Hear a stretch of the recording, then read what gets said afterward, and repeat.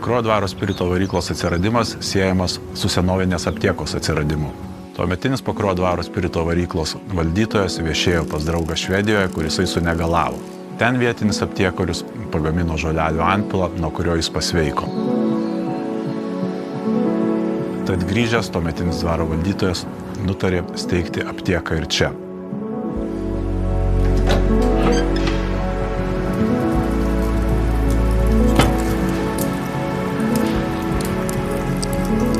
Senais laikais buvo žinomi du gydymo būdai. Vienas šiek tiek grubus ir mechaninis, o kitas įvairių žolelių antpilų gaminimas. Taip gimė spirito varykla.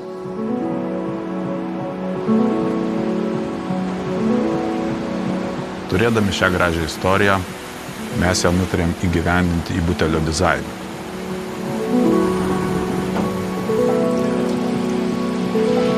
Pasirinkome šiek tiek senovinio aptiekinio tipo buteliuką, etiketė simbolizuoja senovinį receptą, o skarelė signatūrą.